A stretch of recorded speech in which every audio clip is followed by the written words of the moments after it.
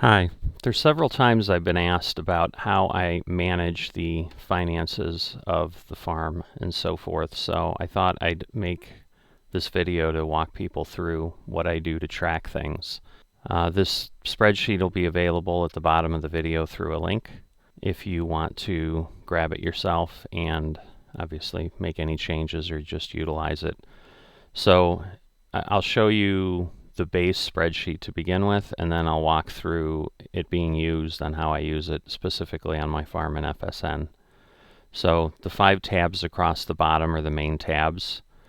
The Lifetime Farm Summary will just give you the basic information that allows you to have a dashboard in essence as you go forward to give you a running total of your profitability or what you're losing as you go through year by year. The yields, consumables, and wages is the one that you'll copy each year. There's some instructions over here for each year. Make a copy of the sheet, clear all the data in the yellow cells, and so forth. Fertilization, seed, and herbicide tends to stay the same because it's based on field size more than it is on what you're planting. So you can leave those and not clear them out. It just depends how accurate you want to be, because you do have some variation just based on how you run the field and so forth. There's a few other tabs that are available depending on if you're going to have contractors helping out or not. These can be of benefit. So just tracking what you're going to be doing from a work standpoint on the field is what this would be used for. You can track your crop rotations. There's really no capability here other than a list. And then work time, and I'll explain this one at the end. So let's go into the spreadsheet for Misty Hills so you can see how things work more cleanly. So this is for the last year that we've been running through in the series lately. And it's probably the easiest way to go through things because at least you've seen what was being worked. So you can see that I've got the fields actually listed that I own in year 70 at this point. I have the crops that I place on them. If you double crop, you simply have 2 sets of data. Since we harvested the canola off the fields, I went ahead and tracked what was harvested. Because I got the number off Precision Farming this year, I actually don't have a breakout between field 97 and 98 because those show up as one parcel. And I didn't take the time to actually determine what was on each field. But if you do that, such as I have done in previous years, you can see, you can track it obviously per year. The consumables piece down here, this is as you do your field work. So as I lime the field, as I fertilize the field, as I seeded the field, you'll go ahead and put those values in. You're going to have to find a way to calculate them. I just use a separate, basically, working spreadsheet where I have figured out what the cost of those consumables are per liter, and then I will determine how many liters were utilized, let it do the math, and then I'll key the number in here manually. So for some years, again, as we go back before we had precision farming, because we have multiple fert cycles, you're going to have multiple numbers that are added together to give you the total consumables on the field. So at this point you can see, because I haven't sold anything from year 70 yet, all I did was put work into the fields for the cotton and tobacco, the crops we ended up losing. So you can see that cost me basically $38,000, almost between $39,000, which then basically was lost because we'll have to replant that in year 71 going forward. So if you go back to the Lifetime Farm Summary, this shows you from a working standpoint what things look like. So you can see, you'll start out and then you'll get your detail. This is basically the empty sheet, and you use this as your template. And then you can just highlight up here if you've not used Excel or anything before, usually in the upper corner. That will highlight the whole spreadsheet. You can then just copy and paste it over to a new tab, rename the tab to the year, And then you have to kind of play with your formulas to get the year to show up. So that's why in the example, you're seeing errors because the sheets are gone. There's no reference to the sheets. So you can see that's how that works. And obviously use the spreadsheet the way you prefer, but what I do is I literally keep everything that I do per year in the year tab. So even though I planted rye in year 62, I didn't end up harvesting it till year 63, so it just becomes crop 1 in the year and then what I did. So you can then kind of piece together what happened. Then after we planted, we had to lime the field, so that's what's showing up in the crop 2 phase. So I do try to keep things separated. But you may choose to say, well, I'm going to put the rye harvest here, and it's going to go ahead and fill itself out, and then you'll have things a little bit cleaner. I've just chosen not to do that and not to use it that way. So it just depends how you want to build it out. So basically at this point, I'll go ahead and show you what I do at a new year, because basically at this point we're done for year 70. So I highlight that. I hit Control-C to go ahead and add it, and then I've got a sheet, and then I just drag that sheet over, or you can be on year 70 and it'll appear afterwards. And then you just paste it in. It's actually, I think because I did some things in between, it's giving me a little bit of a fit, and there you go. And then I'm set for year 71, and I can just begin entering data. So that way you're not copying from the previous year. And the other benefit it gives you is as you acquire fields, you can just modify this and have your template change. So going back to this one, basically this is just blank at this point.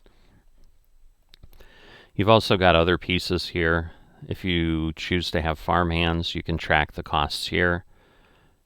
The formulas are operating here. I haven't done any leasing. I created a space and data for that, but I haven't actually gotten the formulas working, so you'd have to modify the sheet there, because it's just not something that I've been actively pursuing. And so the other piece that I've included, which is something I had on a different spreadsheet, but this is an analysis I do so that I understand when I'm looking at purchasing an implement what it's working with and what its speed is going to require on the field and how long it takes. So I have found that FSN actually, or Farming Simulator itself, actually does a great job of accurately portraying this and moving it at an appropriate speed. So these are actually calculations taken from some farming sites in real-world farming of how they calculate working time in the field. So I've just repeated it. Basically, this is just all you need. This is just then repeated so that I can compare 5 implements if I want. So an acre is an acre is an acre, so obviously this first line is the same. The square feet per acre is always 43,560 square feet per acre. You'll then take the width of the implement, and again, because we're dealing with acres, which are US measures instead of hectares, which would be typically what you'd have in Europe, everything needs to be converted to US measurements, and since I'm in the US, it makes sense for me. So this happens to be, an 18-foot working width. This is then calculated to give me the travel feet per acre, the speed. So these are the two pieces of data you enter along with the field size. These other fields in between that have longer decimal outcomes are calculated. So once you put in your width and your speed, you're going to get what you need along with your field size to basically get you to this bottom number, which is the total time needed. So in this case, I have an 18-foot working with implement that travels at 6 miles per hour on a field that is 317 acres. And it could be multiple fields. So like in the case of Misty Hills agriculture that I have in FSN, where I now have about 150 acres, I could just go ahead and put 150 in there if it's an implement that I'm going to use across all the fields. So for example, these 3 over here were when I owned just the first 2 fields, and I was doing my initial purchases of spreaders and plows and things like that, and seeders and planters. So that's what I was comparing what I wanted to do. So you can see there's things that have a 30-inch or I'm sorry, a 30-foot working with a 36. But then the speed is different, and so even though this has a higher working width, because of the speed differential on my field sizes, it actually takes a little bit longer to work. So this actually helps you figure out, does it make sense to pay the premium for an implement or not? So this may be more analysis than you want to do, but I'm giving you that information so that if you want to go ahead and compare, say, a 45-foot header to a 60-foot header, and see if it makes sense for the time you're going to save, because you will save time, I believe, in that case, because I think they actually operate at the same speed. But does it make sense if you're getting, say, a 10% time savings, but you're paying 50% more in actual cost? Is that worth it? And that becomes an important decision in FSN, something that you're doing over and over and over again. Where you're playing in single player, it may not be that important. So that walks you through how the templates work, what they're utilized for, and hopefully answers enough questions.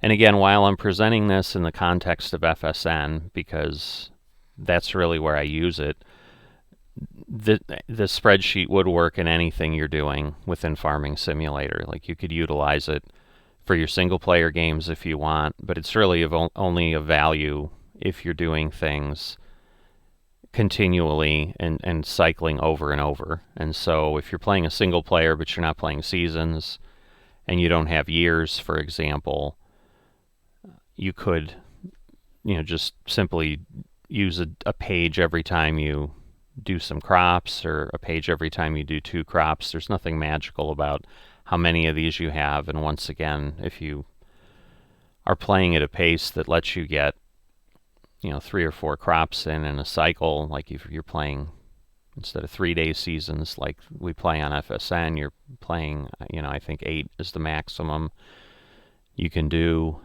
You're doing that, or it might be 9. Either way, you're playing the largest end of seasons, and you're running in real time, for example. Maybe you can get more crops in on different fields, or you want to track it differently. Or you're going to not play on seasons, and you're going to break things out and just say everything's on one page, and you're just going to have a bunch of yields, and you're not going to move tabs. It's a spreadsheet. If you know how to edit a spreadsheet, you'll just have to, make the formulas work out so that you can get the information you need. But that gives you a little bit of insight into how I track things, and then it lets you, do some comparisons as it makes sense. So in this case, I can see for a while in the beginning, I did a lot of rotation with poppy and rye. So you can see here for a few years, we were just doing poppy and rye. So I can then compare, for example, year 60, I got 248, 217, 158 off these fields. Year 62, I got 267, 245, 189. So that was a much better yield year, which was also great because I also was paid more for those. So all in all, it was really good. But you can then determine, what did I do differently by looking down at your consumables and see what may have happened. And sometimes it's just a matter of luck and so forth, Because here again, if I look at this, you know, our yield is a little bit down from year 62 on field 29, but it's higher on field 30. And it's a little down on 89, and then obviously we had 97 and 98 added that previous year. So you get some insight there, and you're able to look through that. You know, and once again, in year 67 we planted poppies, and those are very, very similar in yield, except once again, field 30 here is 247, here it's 259, and then we went from 187 to 199 on 89, but we also then get the comparison on 97 and 98, which also had a higher yield in 67. So this gives you that ongoing insight, similar to what, you know, farmers would do, looking at, are they improving their utilization of their fields as they go. And obviously if you rotate a lot of different crops in and out, it makes it harder. But if you do start repeating, you're able to compare things. But if not, even when you're changing crops, part of what I did this first year was here I did oat, wheat, and canola because I just wanted to see the yield. Because, you know, I can then look at the field sizes, and I know like 29 and 30 are very similar in size. In fact, 30 is smaller than 29, but I got significantly more liters of wheat off the field than I did oats. But then again, the price per thousand was different. So anyway, that should give you enough information. And as always, if you've got any questions or comments, leave them below, and I'll do my best to answer them as quickly as I can. And thank you for watching, and we'll see you next time.